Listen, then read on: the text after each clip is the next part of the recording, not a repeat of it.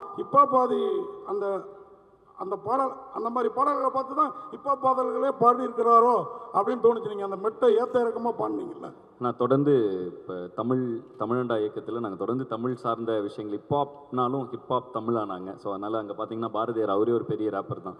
So அவருடைய நடையிலுமே அந்த rape இருக்குது. ஸோ தொடர்ந்து அந்த மாதிரி விஷயங்கள் இன்ஸ்பயர் ஆகி தொடர்ந்து நாங்கள் எங்களோட கலைப்படைப்பை கொடுத்துட்ருக்கோம். கண்டிப்பாக இந்த மாதிரி எல்லா தமிழ் இலக்கியங்களில் இருக்கிற விஷயங்களில் கண்டிப்பாக நாங்கள் இன்ஸ்பயர் ஆகி அதை புது வடிவத்தில் கொடுத்துட்டும் இருக்கோம். கண்டிப்பாக அதில் தான் இன்ஸ்பயரும் ஆகிறோம். அதே மாதிரி சுந்தர் சி சார் எப்போதும் உங்கள் படங்களை அதிகம் அவர் தயாரிப்பார். இந்த படத்தை நீங்களே தயாரிக்க காரணம் அவர் சீஃப் கெஸ்ட்டாக வர காரணம் என்ன? ஏன்னா இதில் ஜாஸ்தி லாபம் எடுத்துடலாம், நீங்கள் எடுத்துட்டீங்களா ப்ரொடியூசரா? ஆனால் லாபங்கிறது வந்து நான் அதை எல்லாத்தையும் தாண்டினேன். நான் வந்து ஒரு ஆர்டிஸ்ட்டு. எனக்கு வந்து என் ஆர்ட்டை தொடர்ந்து பண்ணிக்கிட்டே இருக்கிறோங்கிறது ரொம்ப ஆசைனே. என்னோடய ஆர்ட்டை எப்போ நான் இருக்கிறதுலே ஃப்ரீயாக பண்ண முடியும் அப்படின்னா வந்து நானே அதை க்ரியேட் பண்ணி நானே, ஏன்னா வந்து இப்போ ஒரு ப்ரொடியூசர்னால் அவருக்கு வந்து ஒரு கன்ஸ்ட்ரெயின்ட் இருக்கலாம், எனக்குன்னு ஒரு மார்க்கெட் இருக்குது, அதுக்குள்ளே படம் எடுக்கணும், அந்த மாதிரி கன்ஸ்ட்ரெயின்ட் இருக்கலாம். அதே மாதிரி ஒரு டைரக்டர்னால் அவருக்கு ஒரு தாட் இருக்கும், நான் இதுக்கு தான் செட் ஆவேன்னு. ஸோ இது எல்லாமே சேர்ந்து நாங்களே பண்ணுறப்ப நாங்கள் எங்கள் மேலே வைக்கிற நம்பிக்கையை எங்கள் ரசிகர்களுக்கு நான் கொண்டு போய் சேர்க்கணுங்கிற கருத்தை எந்த ஃபில்டரும் இல்லாமல் கொடுக்க முடியுதுன்னு. ஸோ அதனால் வந்துட்டு இதை லாபத்துக்காக பண்ணணுன்னா இது மிகப்பெரிய ரிஸ்க்குண்ணே. இந்த படம் என்னோடய எல்லா ஃபார்மேட்டில் இருந்தும் உடச்சி ஒரு படம் பண்ணியிருக்கோம்.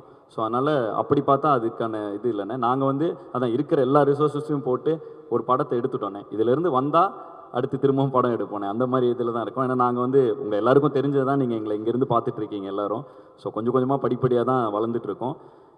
எங்களால் ஒரு படத்தை எடுக்க முடியுங்கிற அளவுக்கு பொருள் சேர்ந்த உடனே அதை எல்லாத்தையும் போட்டு ஒரு படத்தை எடுத்துட்டோன்னே. அண்ணன் தான் முதல் ஆசீர்வாதம் பண்ணார் எங்களுக்கு, எடுறா தம்பி அப்படின்னு. ஸோ வந்து என்னை எப்படி வந்து ஆரம்ப காலகட்டத்தில் பொடி பையனாக வந்தப்போ வந்து பாட்டு பண்ணிடுவியாடா, சரணம் பல்லவினா என்னன்னு தெரியுமாங்கிற மாதிரி இனி வரைக்கும் அண்ணன் கரெக்டாக பண்ணிவிடு, ஆல் த பெஸ்ட் அப்படிங்கிற ஒரு இதில் இருக்கார். ஸோ அண்ணனோட வாழ்த்து என்றைக்குமே எனக்கு இருக்குன்னு, என் பசங்களோட நட்பு இருக்குது, எனக்குள்ள நம்பிக்கை இருக்குது. அதனால் வந்து தொடர்ந்து ஹிப்ஹாப் தமிழ் என்டர்டெயின்மெண்ட் மூலமாக தமிழ் சினிமாவுக்கு பிரம்மாண்டமான படங்களை நாங்கள் கொடுத்துட்டே இருப்போம் அப்படிங்கிறதுல எங்களுக்கு ஒரு நம்பிக்கை இருக்குண்ணே. அதுக்கு இந்த படம் கண்டிப்பாக வெற்றி அடையுங்கிறத நாங்கள் நம்புகிறோண்ணே. இதை வந்து 20ஆம் தேதி மக்கள் தேட்டரில் பார்க்கும் பொழுது அதில் ரிசல்ட் தெரிஞ்சிடனே. அதுக்கு நாங்களும் அவ்வளோ காத்துக்கிட்டு இருக்கோண்ணே. அண்ட் தொடர்ந்துண்ணே உங்கள் எல்லாத்தோட சப்போர்ட்டும் கண்டிப்பாக எங்களுக்கு வேணும். அதே மாதிரி நீங்கள் கோயம்புத்தூர்காரரு, ஆனால் மவுண்ட் ரோடில் குண்டு வைக்கணும்னு ஏன் அவ்வளோ பார்த்தா வந்தோன்னே ட்ரெய்லரு டப்பு டப்புன்னு மவுண்ட் ரோடே பிளாஸ்ட் பண்ணுறீங்களே, என்ன நோக்கம் அது? அண்ணே ஒரு போர் நடந்தால் என்ன ஆகும் அப்படிங்கிறது தான் படத்துடைய கதைண்ணே. ஸோ ஒரு கடைசி ஒரு உலக போர் ஆரம்பித்தா என்ன நடக்க போகுது அப்படிங்கிறது தான் படம். ஸோ இந்த படத்தில் நிறைய விஷயங்கள் இருக்குண்ணே. அது பார்க்குறப்ப அதோட சுவாரஸ்யம் இன்னும் நல்லாயிருக்கும். படம் வந்தோடனே இது எல்லாமே டோட்டலாக புரிஞ்சிடும்ண்ணே. சார் படத்தை நீங்கள் தான் ஓனாக ரிலீஸ் பண்ணுறீங்களா? ஆமாண்ணே. டென்கோட்டாவும் சிம்பா ப்ரொடக்ஷன்ஸும் அவங்க ஓவர்சீஸ் வாங்குறதுக்காக வந்தாங்கண்ணே. படம் பார்த்து அவங்களுக்கு ரொம்ப பிடிச்சி போயிடுச்சு. ஸோ தமிழ்நாடு தேட்டருக்குலாம் அவங்களே எடுத்துக்கிட்டாங்க. அண்டு சேட்டலைட் டிஜிட்டல்லாம் முடிஞ்சுதுண்ணே. ஸோ எங்களால் என்னென்ன இருக்கோ எல்லாத்தையும் வச்சு ரிலீஸ் பண்ணுறோண்ணே. இப்போ நாங்கள் தானே பண்ணுறோம் எல்லாமே. சார் இப்போ நீங்கள் இசையமைத்தது ஈஸியாக இருந்ததா, டைரக்ட் பண்ணது ஈஸியாக இருந்ததா, படம் எடுக்கிறது ஈஸியாக இருந்ததா? எல்லாமே ஈஸியாக தானே இருக்குது. உங்களுக்கு எனக்கு ரொம்ப பிடிச்சிருக்கு. அதனால் பிடிச்சி பண்ணுற எல்லா விஷயம் ரொம்ப ஈஸியாக இருக்குண்ணே. வாழ்த்துக்கள். ரொம்ப நன்றிங்கண்ணே. ஐபிஎல்லுக்கும் இதுக்கும் சம்மந்தம் இருக்குங்களா கதைக்கும்? இல்லைண்ணே, ஐபிஎல்லுங்கிற ஒரு விஷயத்துக்கும் இதுக்கும் இல்லை. இது உலகத்தில் என்ன நடக்குதோ அனைத்துக்கும் இதுக்கும் சம்மந்தம் இருக்குண்ணே. உலக அரசியலும் இருக்குது, எல்லாம் இது இருக்குது.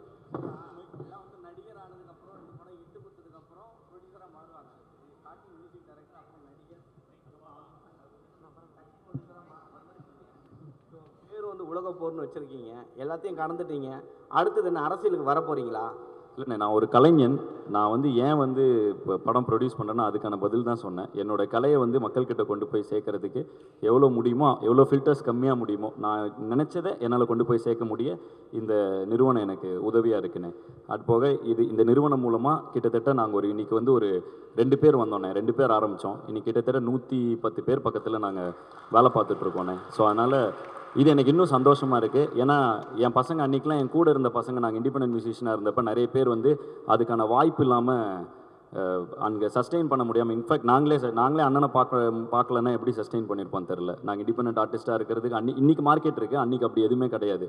ஸோ அந்த இடத்துல 2 பசங்க கனவோட வந்திருக்கோம். அந்த டைமில் எங்கள் கூட இருந்த பசங்களெல்லாம் எங்களுக்கு ஒரு பிளாட்ஃபார்ம் அமைச்சு கொடுக்க முடியல. இன்றைக்கி இந்த ஹிப்ஹாப் தமிழ் என்டர்டெயின்மெண்ட் மூலமாக எங்கள் கூட ட்ராவல் பண்ண எல்லா பசங்களும், கிட்டத்தட்ட ஹட்சன் எங்கள் கோ டைரக்டர், அவர் தான் டைரக்ஷன் டீம் ஃபுல்லாக அவர் தான் ஹெட் பண்ணுவார். ஸோ எங்களோட சிஸ்டமே கொஞ்சம் வேறு மாதிரி, இப்போ பொதுவான சினிமா சிஸ்டமாக இல்லாமல் கொஞ்சம் ஒரு க்ளீனாக ஒரு கம்பெனி ஃபார்மேட்டில் நடத்திட்டு இருக்கோம். ஸோ ஹட்சன் தான் ஹெட் பண்ணுறாரு. ஹட்சன் வந்து எனக்கு 12 வருஷமாக தெரியும். அவர் ஒரு இண்டிபெண்ட் பிபாய், அவர் அதாவது பிரேக் டான்சர், பிபாய், ஒரு கொரியோகிராஃபர், அவர் டான்ஸ் கிளாஸ் நடத்திட்டு இருந்தார். இந்த படம் ஆரம்பித்து ப்ரொடக்ஷன் ஆரம்பித்தோன்னே வாங்க படம் ஆரம்பிச்சிட்டேன் வாங்கன்னு. ஸோ இது மாதிரி ஒவ்வொரு ஃபீல்டில் இருக்கவங்க எல்லாருமே, இது அஜய் வந்து சிஏ, அவன் வந்து ஒரு சார்ட்டர்ட் அக்கௌண்டன்ட்டு. ஸோ இந்த மாதிரி எந்தெந்த நண்பர்கள் எங்கெங்கெல்லாம் ஜேபி வந்து என் ஃபேன் கிளப் இன்டர்ன்ஷிப் ப்ரோக்ராம் மூலமாக வந்தான். ஸோ இப்படி எங்கெங்கே யார் யாரை பார்த்தனோ அந்த நண்பர்களுக்கெல்லாம் ஒரு இடம் கொடுக்க இந்த நிறுவனம் எனக்கு உதவியாக இருக்குன்னு. அவ்வளோதான். படிப்புங்கிறது வந்து டிகிரியோ அது கிடையாது. படிப்புங்கிறது நம்ம கற்றுக்கொள்ளும் எல்லா விஷயங்களும் தான். ஸோ வந்து படிப்பு நம்மளை பண்படுத்தும். ஸோ ஒருத்தரை வந்து எத்தனை படிச்சிருக்காங்கங்கிறத வச்சு அவங்கள நம்ம திறமையை எடை போட முடியாது. அனைவருக்கும் வாய்ப்புண்டு. ஆனால் நான் அடிக்கடி சொல்கிறது என்னென்னா, படிச்சுட்டா அது பின்னாடி இருக்கிற டெர்மினாலஜியும் அதோட பேசிக்கும், அதை எப்படி அந்த ப்ராசஸும் நம்ம கற்றுப்போம்.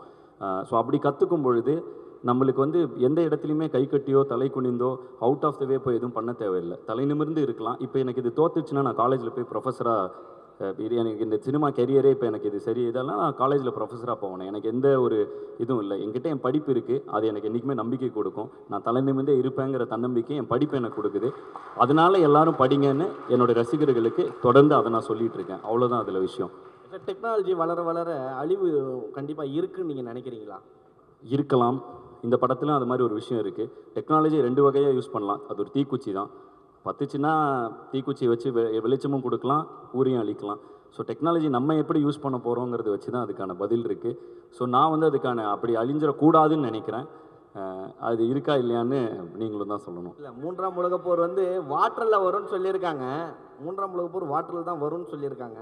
பட் ஆனால் நீங்கள் வந்து கடைசி உலகப்போர் டெக்னாலஜி தான் ஸ்டார்ட் ஆக போகுதுன்னு சொல்ல வந்திருக்கீங்க. ரெண்டுத்தும் டிஃப்ரெண்ட். இல்லை, இது படம் பார்த்துட்டிங்கன்னா இன்னும் சூப்பராக புரியும்ண்ணே உங்களுக்கு. ஓகே,